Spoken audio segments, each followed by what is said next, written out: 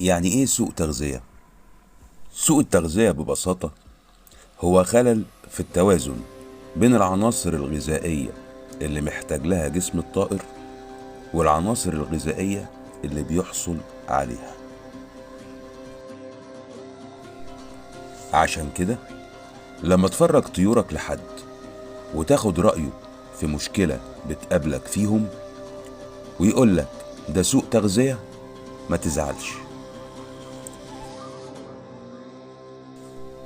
لأنه في اللحظة دي مش بيقول لحضرتك إنك بخيل أو مهمل ومش بتأكل طيورك. لا طبعا، هو هنا يقصد إن الطيور دي بتتغذى غلط. سوء التغذية له 3 حالات هي اللي ممكن نعتبرها المسبب لحدوثه.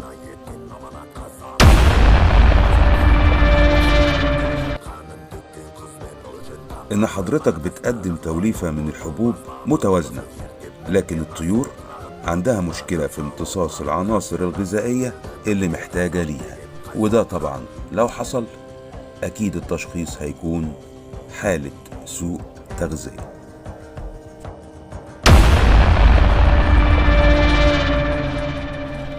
إن حضرتك عشان بتحب طيورك قوي بتديهم وجبات بزيادة وبتعرضهم لجرعات زيادة من العناصر الغذائية، وده برضو بيسبب مشاكل صحية بتتشخص على إنها سوء تغذية.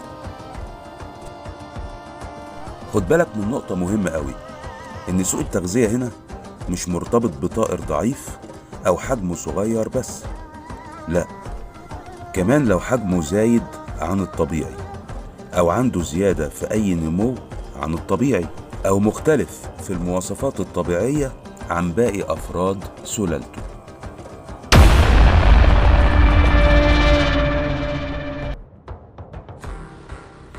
إن حضرتك بتقدم للطيور توليفة غير متوازنة من الحبوب، يعني عناصر غذائية غير متوازنة، فيها نسبة عناصر غذائية زيادة عن اللزوم وعناصر غذائية تانية بنسبة أقل من المطلوب.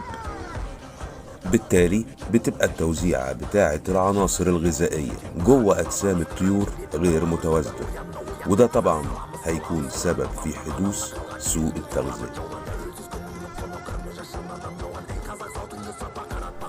طب أنا أعرف إزاي إن الطيور عندي مصابة بسوء التغذية؟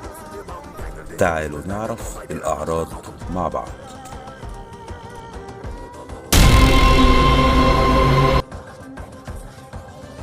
توقف أو بطء النمو، الترنح وعدم الاتزان، ضعف عام واضح، زيادة في الوزن أو زيادة في إنتاج الريش، التهاب الجفون وأحيانا التصاقها، إفرازات من الأنف والعين، نقص في إنتاج البيض أو عدم إنتاجه أساسا، التهاب الجيوب الأنفية والعين، الكساح ولين العظام. طبعا احنا هنا بنذكر الأعراض عشان نعرفها ونبدأ نتابع طيورنا، مش المقصود هنا أبدا إن كل الأعراض دي هتظهر مع بعضها، بمعنى إنه لو ظهر منهم عرض أو 2 على طيورك لا قدر الله، لازم هنا تعرف إن طيورك فيها حاجة مش مظبوطة، وهنا بقى لازم تاخدهم وتروح على أقرب طبيب بيطري. يوصف لك العلاج المناسب بعد ما يشخص المرض ويأكد حدوثه. طب أنا لو عرفت إن الطيور بتاعتي عندها سوء تغذية أعمل إيه؟ أول حاجة لازم تحدد إيه هو نوع سوء التغذية اللي عند الطيور، أنهي نوع في ال3 اللي قلناهم، وده طبعا اللي هيقولك عليه الطبيب البيطري.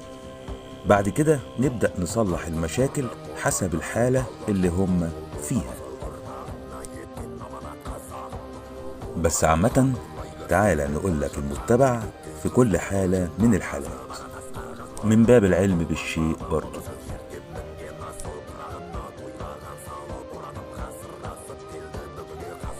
لو الطيور بتاعتك عندها مشكلة في امتصاص العناصر الغذائية هيكون مطلوب من حضرتك تعوضهم كالآتي: هتقدم لطيورك باستمرار أملاح معدنية، فيتامينات، كالسيوم، أحماض أمينية. لو حضرتك بتديهم وجبات بزيادة يبقى هنا لازم حضرتك تدور، تقرأ، تتعلم كل ما يخص التغذية لنوع الطيور اللي حضرتك بتربيه، من أول الأنواع المناسبة ليهم لحد الكميات وطرق التقديم، وتبدأ تنفذ فورا الطرق الصحيحة في التغذية. إن حضرتك بتقدم لهم توليفة حبوب غير متوازنة، وهنا بقى الحل الوحيد هو إنك تعرف إيه اللي يناسب طيورك وتعمل أفضل ما تقدر عليه، لأنهم أمانة وهتتسأل عنهم أكيد. كده أول حلقة من حلقات جراب الحاوي خلصت. بأمر الله هيبقى في حلقات كتير مواضيعها مختلفة، ويا رب تفيدكم. تابعونا ونلقاكم على خير.